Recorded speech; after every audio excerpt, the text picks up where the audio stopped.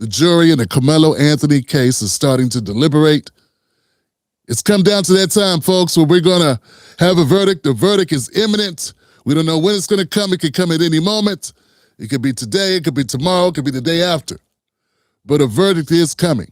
So what I want to do in this video, folks, I want to run through the different decisions that could be made by this jury on behalf of Karmelo Anthony and his future. Then I want to give my point of view about what I think is going to happen. Let's get started by looking at the charges and determining what's the difference between each one of those charges and how it could impact Karmelo Anthony's future. Under Texas law, there's 3 jury options: manslaughter, murder, and acquittal. As you can see, murder. All 3 hinge primarily on the mental state of the perpetrator. In this case, the mental state of Karmelo Anthony at the time the action took place. Murder.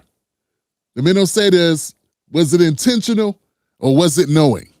Intentional or knowingly caused death or intended seriously bodily harm and committed an act clearly dangerous to life. Sentencing, first-degree felony, 5 to 99 years or life. Manslaughter, reckless, consciously disregarded a substantial and justifiable risk that actions would cause death. Second-degree felony, 2 to 20 years. An acquittal, not guilty. The state failed to prove elements beyond a reasonable doubt or justified in self-defense. Outcome, defendant is released and cannot be retried. So the jury is going to have to decide, do they feel that Karmelo Anthony acted intentionally? Did he act with recklessness? Or was he not guilty at all? Were his actions a defense? As I'm looking at the law for Texas, they make it real simple. If the jury feels that Karmelo Anthony intended to kill this guy, he intended to kill Austin, that was his intention, his mindset was, I'm going to take this guy's life. If that's what they feel Karmelo was thinking, then he's going to get a murder charge. If they think anything else, it's going to be manslaughter, unless they think he was defending himself. That's really it in a nutshell. I think the fact that Karmelo Anthony only stabbed Austin the one time, that he only stabbed him while Austin was reaching out to grab him, that it was a reaction, a quick reaction, and then he dropped the knife and left and went to the coaches, to his coach, and explained what happened.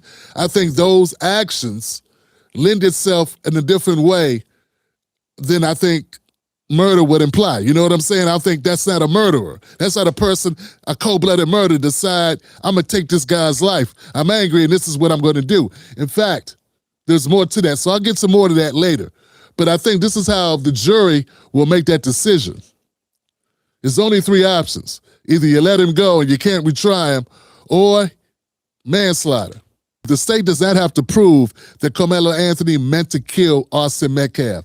They have to prove only that the actions of Karmelo Anthony were intentional and he intended to disregard that he could kill Austin. So was it reasonable for Karmelo to feel that he was threatened and to react the way he did by using a knife to stop Austin Metcalfe? Or was that unreasonable? And would a normal person or a reasonable person act the same way in a similar circumstance? We're almost done. Hang tight. Let's get to acquittal.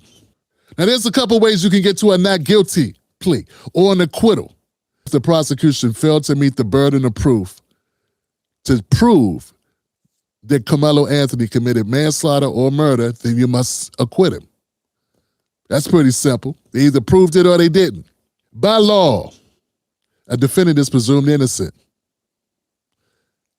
if the defense successfully highlighted gaps in the evidence, such as unreliable witness testimony, poor forensic handling, they didn't handle the knife appropriately, or a lack of definitive video proof, no actual video surveillance that they could see clearly what happened.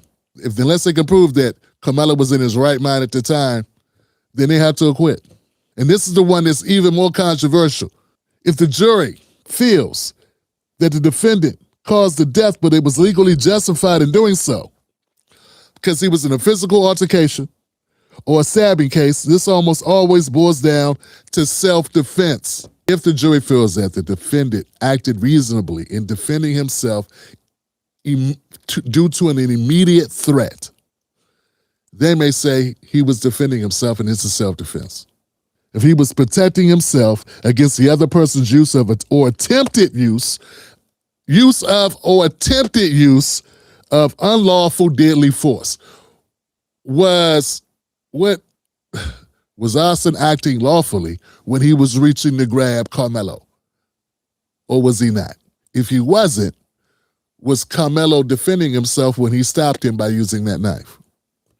In Texas, if the defense produces even a small amount of evidence, the burden shifts back to the state because it's the state. The prosecution must disprove self-defense. And this is something I've been saying, but I don't know, man. I don't know what these news people are saying here. I've been saying it, but people have been coming at me sideways with different information. Look, Karmelo Anthony is presumed innocent. He's also presumed to have self-defense. You have to prove he wasn't defending himself. You have to prove he had nothing to defend himself from. Is that the case? If the state cannot disprove, Karmelo does not have to prove he was acting in self-defense, which is probably why they decided for him not to take the stand, because he doesn't have to prove he was defending himself.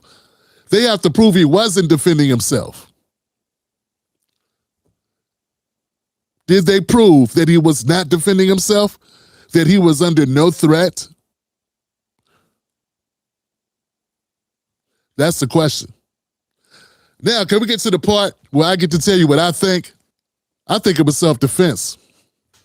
Let me explain to you why. I think it was self-defense because, according to my notes, Karmelo Anthony never even stood up.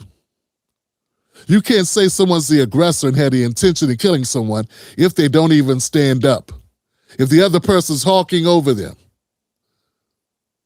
the other person is obviously the aggressor. I've never seen a circumstance where a person that's remaining seated is considered the aggressor when somebody else is above them and lunging at them. This will be the first time in the history of people. This will be the first time in the history of people that I will see a case where the person who's seated is attacked by someone above him, and the person seated is considered to be the aggressor.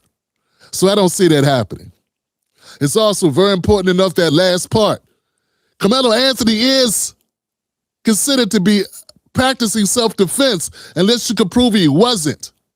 I don't think Karmelo Anthony went to that tent to hurt Austin Metcalfe. In fact, he was at that tent before Austin even arrived. So it's going to be hard to say he came there with the intention of hurting Austin Metcalfe. Then it's going to be who put hands on who.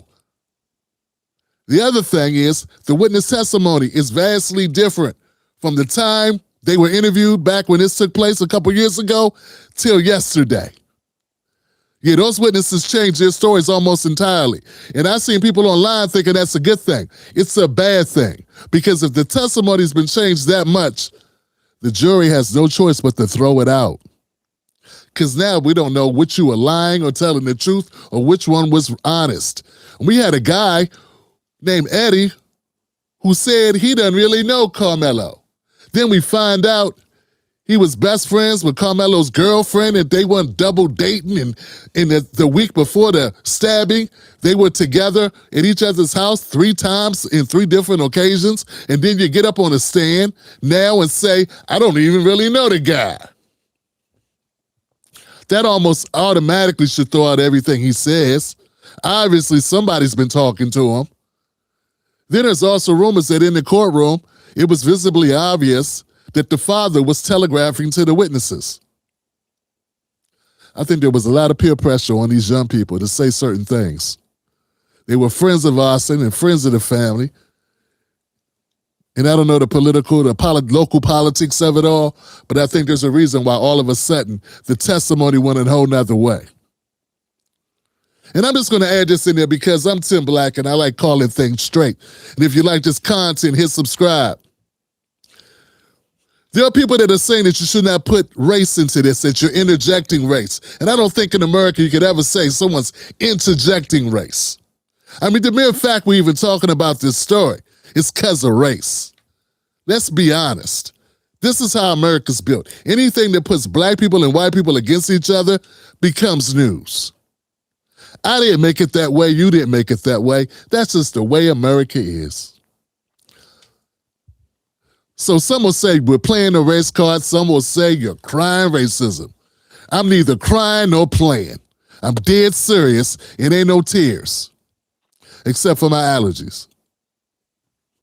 If the roles are reversed and Karmelo Anthony is the bigger of the two, he's the one that's 6'1", and all of a sudden Austin Metcalfe is 5'7", and Karmelo Anthony is standing above him, hawking down at him, reaching for him, and Austin Metcalfe reaches up to stop him with a knife, and Karmelo gets stabbed.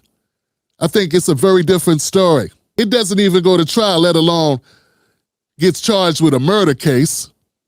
Yeah, I think if it was reversed and Karmelo Anthony was the bigger one and he was the one who was aggressive in attacking at Austin Metcalfe, who was smaller and seated, I think no one would say, or I think the Texas Police Department, whoever brought this, arrived on the scene, I don't even think they're going to arrest a small white kid if a big black kid attacked the white kid. Now, I think that's why we have a case now, because of race. You may disagree. You may also not believe that the sky is blue and that grass is green and water is wet, but that don't make it true.